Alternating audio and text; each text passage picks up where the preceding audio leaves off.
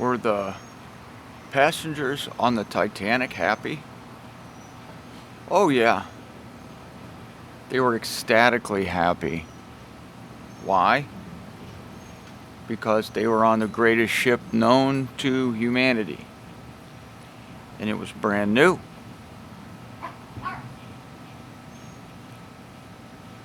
One of the passengers on the ship said that the first impression he got on boarding the Titanic, one thing he'll always remember, was the smell of fresh paint. Because, as I said, this was the ship's maiden voyage. Everything about it was gleaming new. Smelled good, looked good, cost a lot of money to get on the Titanic. And everybody wanted to be on the Titanic. The passengers in steerage, that is the third class passengers, had it better than second class passengers on any other ship. And second class passengers had it better than first class passengers on any other ship. I don't remember who said this. Might have been Bruce Ismay. Was he the White Star Line president, or was he the designer of the Titanic? Somebody said that not even God could sink this ship. The Titanic was the place to be. And of course, if you were rich, you got a first class berth on the Titanic. You could eat in the first class restaurants. You could smoke in the first class lounges. And you could frolic about on the first class decks. Oh yes, people were extremely happy on the day that they boarded the Titanic. They went up the gangplank, waved at all the people, and they felt really safe on that ship. In fact, they felt so safe on the ship that later on, don't mean to give away the story here before the end of this video, but spoiler alert, all right? Later on, when the ship was fatally struck, the ship that God himself couldn't sink, later on when that ship was struck by an iceberg, and they began to work the davits and load the lifeboats, people said that they were hesitant to get on the lifeboat because why would you risk getting on a tiny little wooden row your boat kind of vessel when you would be leaving the greatest ship ever made? And then why would you allow yourself to be lowered by a rope 6 stories down into the North Atlantic when you were on the greatest ship ever built? So even after the iceberg struck the Titanic, and even when the ship started to tilt, you still felt safer on the Titanic. You were deluded into thinking that because it was such a grand vessel, and because you were surrounded by so many people, that was another deception, that protection comes by numbers. And because the makers of the Titanic had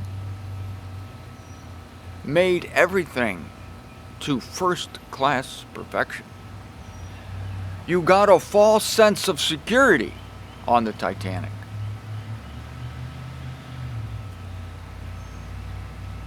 So much so that even again, when it was struck by the fatal blow, it still felt like the safest place to be. Well, it's just a little tilt. You can adjust for it. You just kind of walk at a 20-degree angle.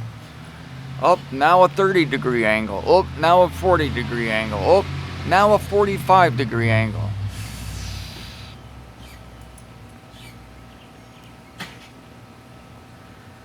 Were the people on the Titanic happy? Yeah, they were tickled as punch.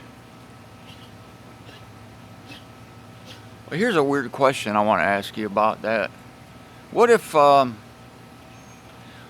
someone on the dock at Southampton before the Titanic loaded up, what if they somehow knew about what would happen to the Titanic on the North Atlantic? And what if they stood outside of the boat and said to all the passengers going by, including the John Jacob Astors, the Guggenheims, the Strausses, all the glitterati, as well as the steerage passengers, what if they said, do not get on this boat. You will not survive this passage. Something terrible is going to happen.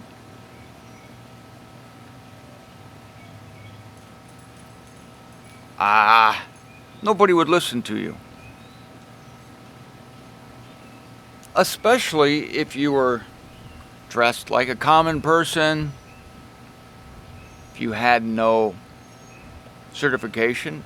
For instance, did you design the Titanic? No. Bruce Ismay tells us that this is the most seaworthy vessel ever made. Who are you? I'm just telling you, I have inside information. Do not get on that ship. Because by that time already, the band would have struck up. I imagine that the orchestra on the Titanic would have already begun its happy melody. And I do not doubt this, that the scent of the food that was cooked, prepared by the first-class chefs, would already be wafting out from the portholes. Just as when you're walking past a barbecue restaurant and the scent of the sizzling meat comes to your nose and it draws you in. And plus you see all the fine people. The Astors, the Guggenheims.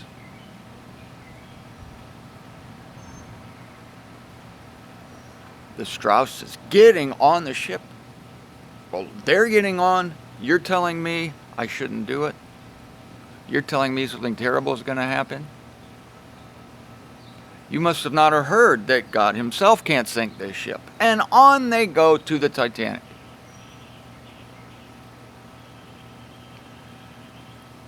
Because the Titanic had a reputation. The biggest, the best, the strongest, the fanciest, the safest. And everybody else is getting on it.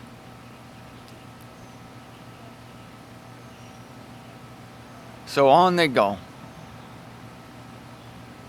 And then on the night of April 12th, 1912,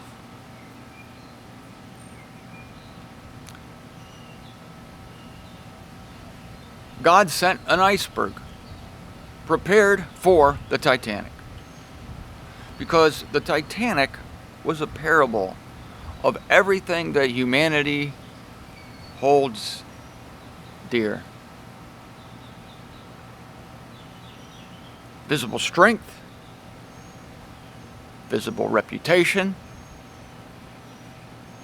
Everybody wants to be on it. It's the place to be.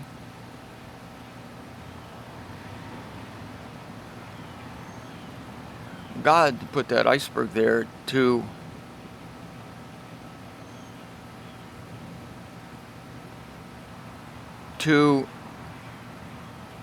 maybe suggest to us that the Titanic is a parable of human institutions that put their confidence in the flesh, put their confidence in an institution. The White Star Line, Bruce Ismay, reputable company, reputable man, wouldn't steer us wrong. And all it took was a chunk of ice. The wisdom of God, the finger of God. One of the many tragedies of the Titanic is that innocent people perished.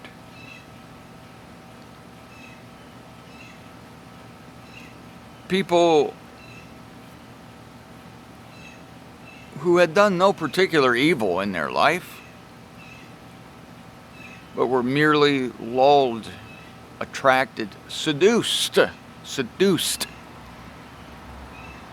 by the finery, went on board. There's that little aggravating person down there at the dock warning people not to get on. Probably the people who were going on said, well, he's just jealous. He's just jealous because he couldn't afford a ticket. He's just jealous because he can't even get a third-class ticket. He's just jealous because he can't go on the world's finest craft. He's just jealous.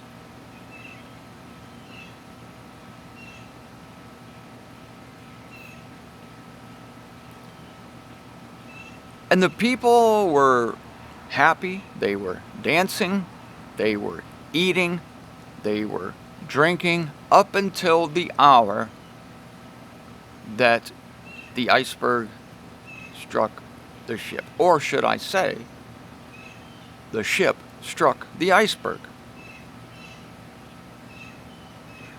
Because the ship had a date with destiny. Even after the ship struck the iceberg, the band played on. The people still felt safe, even though they had all felt. I've read eyewitness accounts. Everyone felt the strike.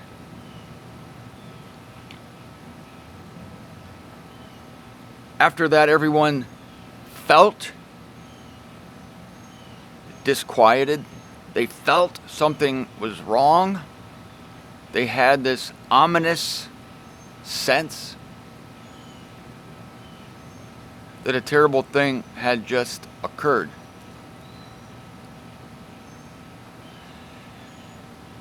Fueling the deception of safety was the fact that the North Atlantic that night was as calm as a backyard pond. Not a ripple on the sea. Flat as glass. In fact, that very fact prevented the watchman in the crow's nest from seeing the iceberg. He watched, scoured, but because there was no rushing water crashing against the base of the berg, didn't see it. blind, leading the blind on a craft that not even God can sing.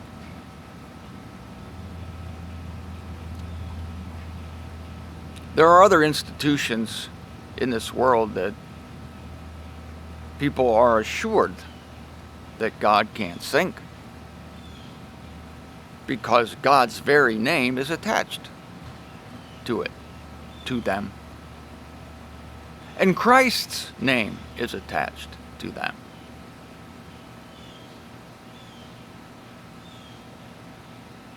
I'm thinking of the most popular religion in the world right now, the name of Christ attached to it,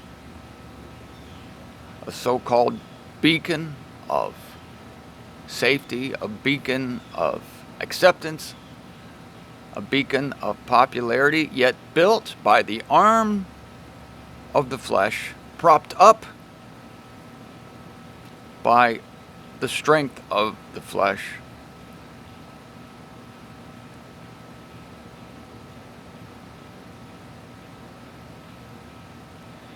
Here's an irony.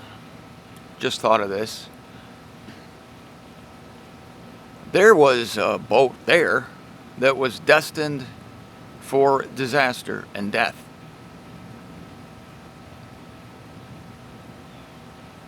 There was another ship a long time ago that was destined for life and salvation. And that was the ship that Noah built. What a difference between that craft and the Titanic. I believe it was smaller than the Titanic. Don't quote me on that, but I do know this, that there were not first class, second class, third class berths. I know that the fresh paint smell of Noah's Ark was tar. I know that that boat was built completely for function and not style. And I know that when that boat was being built, no one looked at it with admiration. No one looked at it with any desire to get on it. And no one wanted to talk to the lunatic who was building it. And yet, this particular ship was for the salvation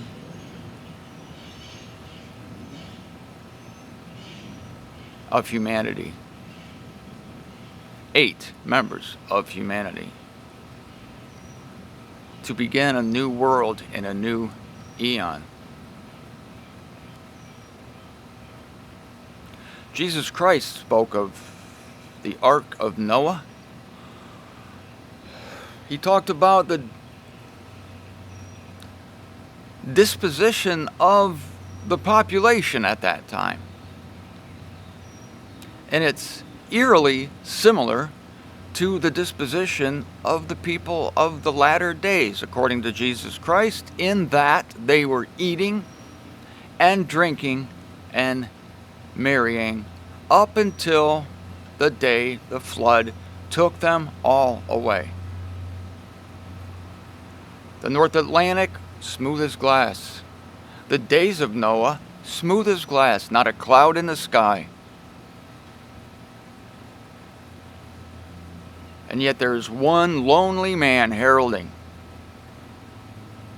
If you do not board this ship, you will die. Just as the one lonely man heralding at Southampton, if you do board this ship, you will die. There is a time coming upon this earth, the likes of which the earth has never seen. And it is drawing very near. Readers of the scripture will know it as the time of tribulation. It is a time that will make the flood of Noah seem like a dress rehearsal of disaster. It will make the Titanic, in comparison, look like a Sunday outing on the lake.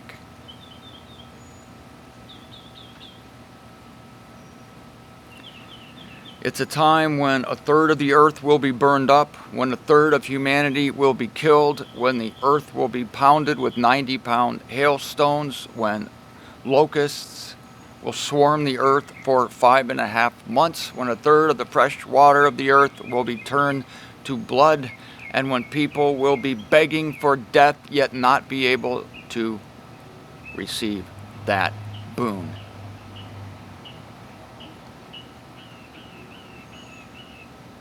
Those who don't want to die will die, and those who do won't. That time is coming. And once again, God has provided an ark of safety that some will be rescued out of the coming indignation. And that ark of safety today is the gospel of Paul. It is a message of the sufficiency of Jesus Christ. It's a message of the insufficiency of flesh, either to will or to work anything for the sake of God's delight. For it is God who must operate in each one in order to will and to work for the sake of His delight. But few believe that truth today. Few believe that Jesus accomplished everything on the hill called Calvary. Few believe even that Jesus Christ, the Savior of the world, entered into death for 3 days. It did not exist. And then was raised by His Father and conquered death, one for all. But hardly anybody believes that truth either, that one conquered death for all. No. For the majority make Adam greater than Christ. The majority will make the eating of a piece of fruit more consequential than 6 hours of torture by the Son of God on a cross. These are being led to destruction. But there is an ark of safety. It is the gospel of Paul. It is simply this: the belief that Jesus Christ died for sin, that He took away sin, that He dealt with sin so that we don't have to, that He overwhelmed our disbelief. He overwhelmed the disbelief of the entire world. For none are able to come to Christ apart from Him. For there is no one righteous, no, not one. They have all gone out of the way. All avoid Him. All. No one can choose Him because He chooses them. Everyone eventually comes to live with God for eternity. But there is a boat that leads to life, to early life, to a shore before the shore, to those to whom He gives to abandon all hopes of the fresh paint of flesh, of the strong arm of building something in one's own name, delivered from every confidence of the flesh.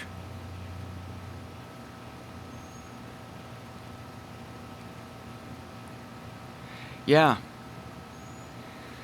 The people on the Titanic were very happy. The people watching Noah and his family get on the boat were very happy. But the happiness is short-lived. But the joy that comes from giving up everything, including one's own confidence in one's self, to Christ, that joy is Aeonian.